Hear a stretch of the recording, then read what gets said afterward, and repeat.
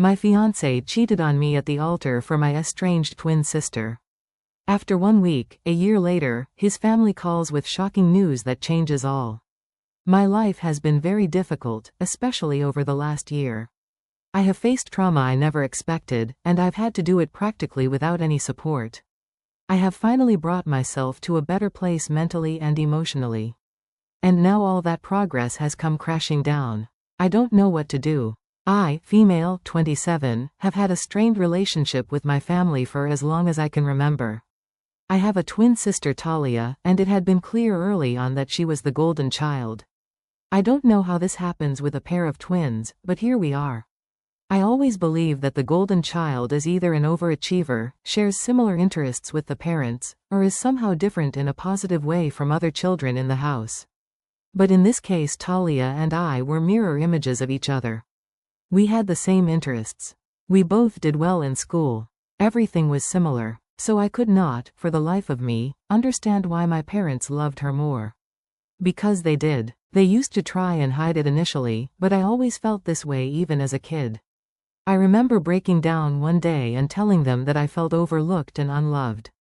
But nothing changed. It was always Talia first, Talia over everyone and everything else. The favoritism was subtle at first. If they got us toys or clothes, Talia got the first pick. Even if these things were identical, they were not always the same color. And Talia always made the choice. I had to just make do with whatever she decided wasn't worth her time or something she didn't like. If I protested, I got lectures about how I was being selfish, about how the gifts were the same anyway, and about how I'd never get far in life if I acted so entitled. Then gradually it got worse. Talia enjoyed the attention and pampering, and I hated her for it, so we were never close. This rift between us widened in middle school when she isolated herself from our friend group and started hanging out with the cool kids. In a way that was better for me because I could now at least have my friends to myself and live in peace at school. Initially our friends were shocked at her sudden change, but they grew accustomed to it and my friendship with them grew stronger. Throughout middle and high school, the rift between Talia and me kept widening. By the time we graduated, we had completely different interests and distinct social circles. This worked for me because it meant less interaction with her. She was still mean, especially in school, because she wanted to look cool for her peers, but I was very used to her so it never fazed me. Anyway, it was at the end of school that things between us escalated to levels I will never recover from. And I haven't been in contact with her since. I worked very hard on my college applications because I knew what I wanted to do, plus almost all my friends wanted to go to good places and do well for themselves. I hadn't known about Talia's preparation for her essays and I wasn't nosy so I never asked, but she looked way too confident about her admissions for someone who wasn't prepared or at least didn't know what to do. To my dismay she got in and I didn't.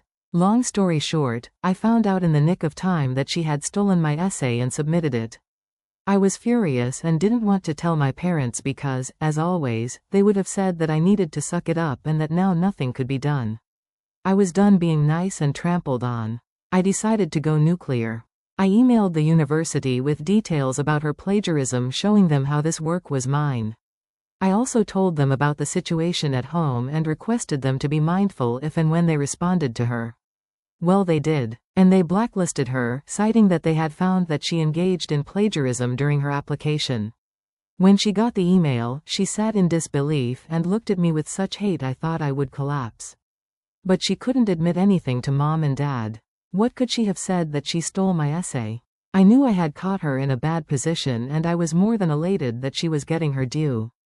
The situation was tense and hilarious, at least for me. I knew what she had done and she knew what I had done and I didn't want to go to Mom and Dad for resolution.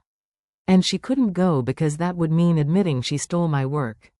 Unfortunately for her, Mom and Dad were heartbroken by this injustice.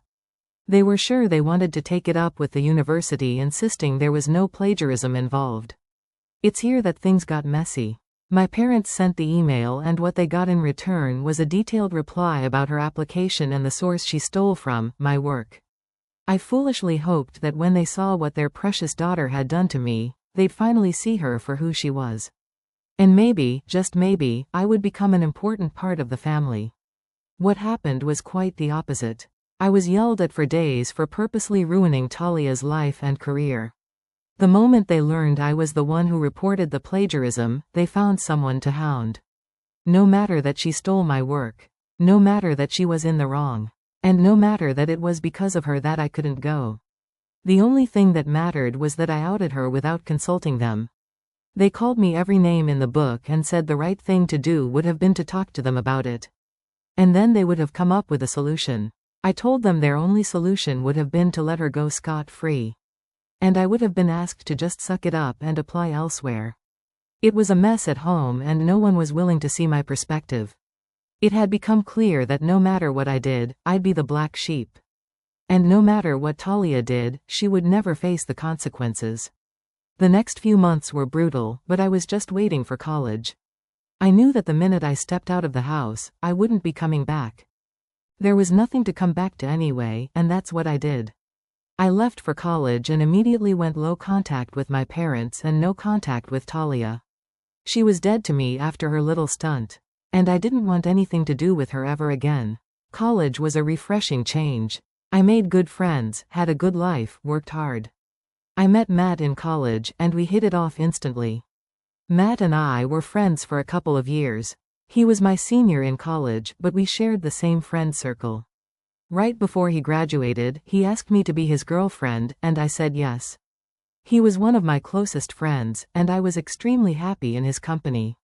So to me, the logical next step was a relationship. When I said yes, he told me he'd had a crush on me for years and had been trying to muster the courage to ask me out. I honestly thought this was adorable, and I told him I would have said yes even if he had asked me earlier. We had a good relationship for all it was worth. We were already very good friends, so we knew each other well.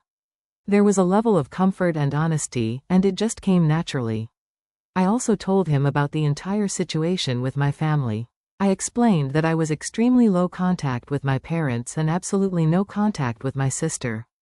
And nothing could ever make me talk to her again. And I asked him to respect that. He thought it was absurd that a family could be so dysfunctional because his family is picture perfect. His parents are madly in love, he's the oldest of 4 siblings, and they are all close and supportive. My ordeal was alien to him. I respected that, and I respected and enjoyed the family dynamic he came from. It was honestly adorable, the love they shared. I'd always been deprived of it, so I couldn't help but feel a little jealous.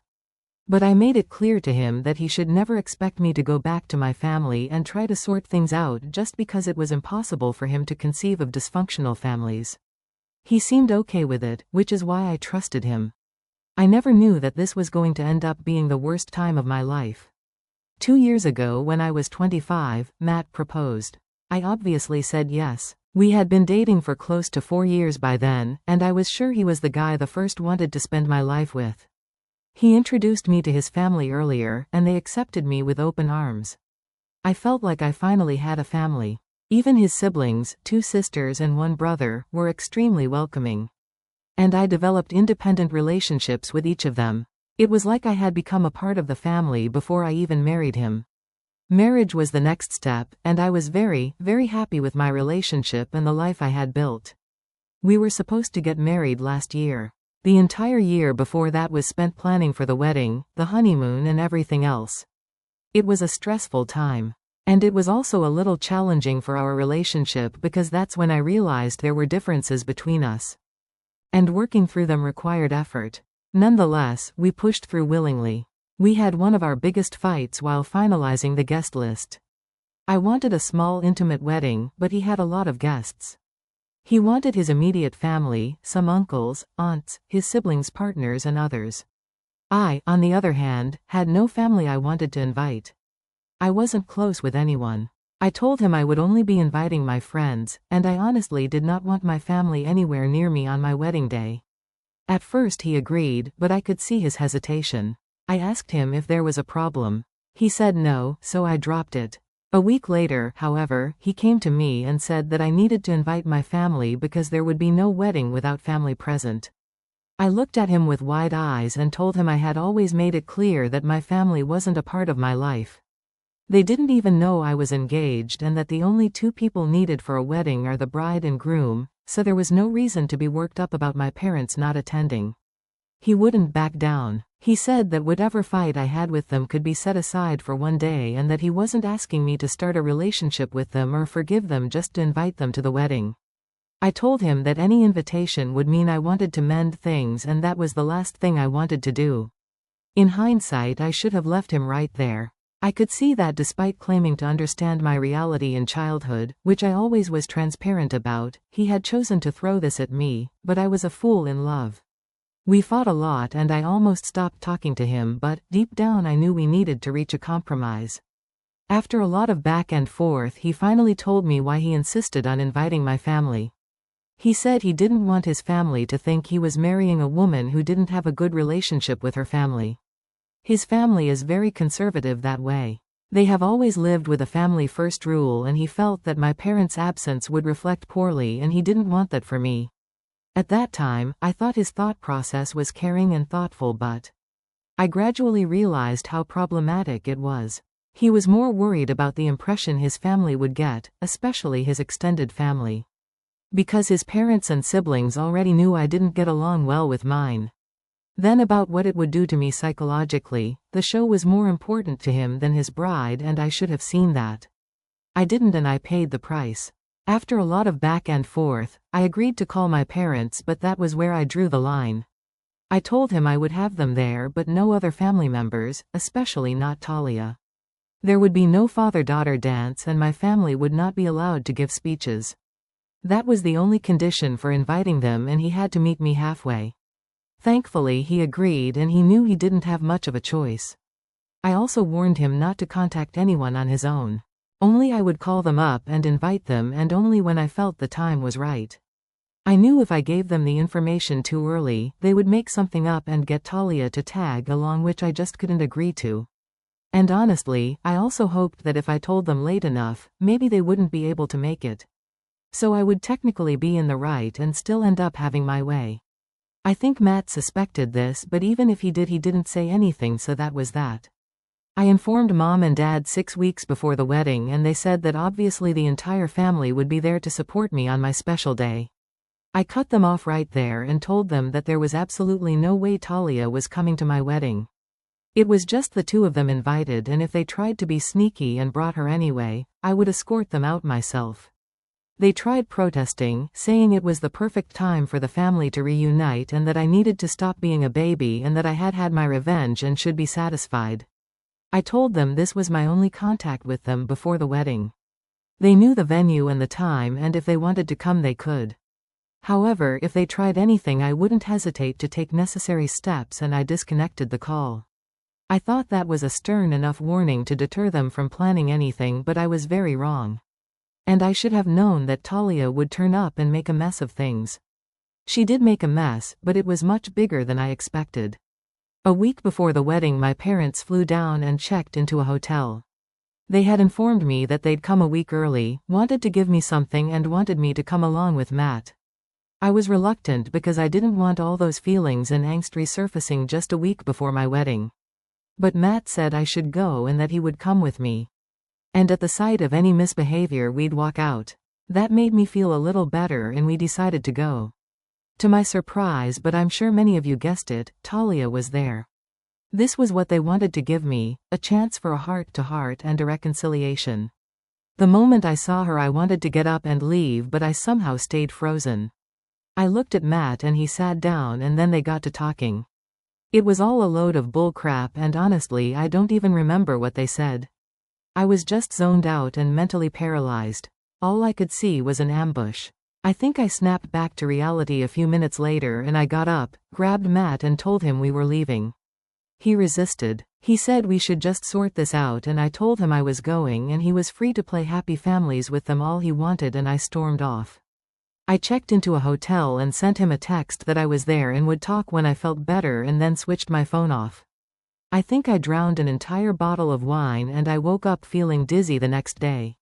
I turned my phone back on expecting a few texts at the very least, but there was nothing. Matt had not reached out to me. It felt weird because he generally isn't the kind to give me space. He likes to resolve issues instantly. I waited a few more hours to see if he texts, but he hadn't. I called him that night and my call went to voicemail. He had ghosted me a week before the wedding. I still don't have it in me to recount what happened in those 7 days, but I knew the wedding was off.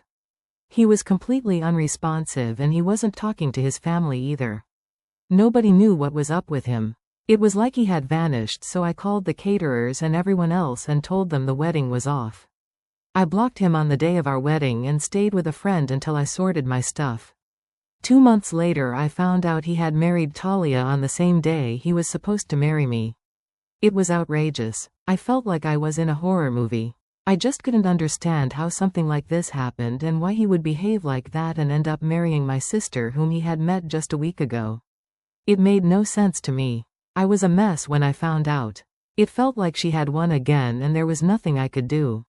It was just horrible and I was in one of the darkest phases of my life. I had to rebuild myself emotionally from scratch and it took every ounce of strength not to keep tabs on them. I was doing better, much better, and then yesterday I got a call from Matt's mother Nancy. She said she wanted to meet me. I don't want to meet her. I don't want anything to do with them anymore, but I just cannot go through this again. She was in tears begging me to meet her one last time. And I don't know what to do. I have never seen her this way and maybe meeting her will help me get some closure, but I don't want all my progress to shatter. I feel so helpless right now and I need advice. Update: when I read all your comments and decided to go and meet her. It was therapeutic and saddening at the same time, but I finally learned what had really happened after I left. It's a mess. And even though I feel vindicated, I feel bad about everything that's happened. She told me that after I stormed off, my parents and Talia fed Matt some story about my childhood and why I was no contact. And the worst part is that he believed them. He believed every single word, which is why he didn't reach out to me for days after. She said he was in too much of a mess to think rationally, but then I had called the caterers and decorators and cancelled everything. He received confirmation calls from them and he panicked. He thought I was canceling the wedding and in some twisted way he took that as confirmation of me being in the wrong and believed whatever my parents told him. Nancy said Matt was a mess after finding out and he stupidly went to my parents for advice. They suggested he could marry Talia for the ceremony so he wouldn't be ridiculed by his family, and then Talia and he could get the marriage annulled or divorced once the fuss died down. Nancy said the entire family was against this stupid decision and kept telling him that canceling the wedding was better than marrying my twin, but he seemed to lose all sense. He went ahead with the plan because he didn't want to deal with the shame of being left at the altar, and ever since Talia has refused to divorce him. She's been dragging the marriage along, saying she won't divorce him and if she does she'll demand a hefty alimony. It's a train wreck through and through and Matt had no choice but to continue. But a few days ago things changed. Talia, in a drunken state, told Matt the truth about everything, how they had trapped him and how foolish he had been. She also revealed the essay she stole from me, admitting that everything they told him about me was a lie. Matt has been depressed since then. He hasn't gone home, hasn't picked up her calls or anyone else's for that matter, and only 2 days ago did Nancy finally get hold of him. He's devastated. He told Nancy he made the biggest mistake of his life and had no idea how he could ever apologize to me. He said it serves him right because of how he broke my heart. But he said all he wanted was a chance to talk to me so that he could explain his side. And we could then see what to do. I looked at Nancy with wide eyes. I told her that there was absolutely no we between Matt and me anymore and he was delusional if he thought otherwise. I told her I was not open to talking to him at all. He dug his own grave and he can lie in it. He's my sister's husband now. And whatever the circumstances of their marriage, I was not going to intrude or help him. Nancy cried when I said this and begged me to reconsider, but I told her my decision was final. I wasn't up for this and nothing could change that. I've left that part of my life behind. I don't know if I should reopen it again. She kept insisting I talk to him just once and then decide. But I told her I would think about it and left. It was all so overwhelming and she has texted me a few times since, but I haven't responded. I don't know what to do. I just can't deal with all this anymore. I don't have it in me to get back into that mess again. Update 2: I've been a mess these past few days, so I apologize for the late update. This will be my final update. Nothing dramatic happened if that's what you were expecting. I decided against meeting Matt for the sake of my mental health. I told Nancy that while I was sorry for what happened, Matt deserved it for believing strangers over me and choosing to protect his reputation rather than talk things out. I told her I was in a much worse position a year ago with nobody to help. I had no parents to cry to or who would check on me. Matt has that luxury and he doesn't deserve my forgiveness. I didn't wait for her reply and I blocked her because I don't want her guilt-tripping me anymore. I know it makes me seem brutal and heartless not helping him out. But I can't help but feel it's karma coming back to him. I was alone too with no one and I had to pick up all my pieces myself. It's only fair that he gets to feel this too. I hope they don't reach out again, but I have a feeling they will. However, I know for sure that I won't respond to any texts from them. Whether he stays in that marriage or goes forward with a divorce, it's honestly between him and his wife. I have no love for either of them anymore. This is it for me. And I think I've now got some closure because I can see how it has devastated him to no end. At least it will help me sleep better at night knowing he realizes what he has done and what he has lost just because he couldn't bear being the center of gossip for a while. That's what you get for being stupid, I guess.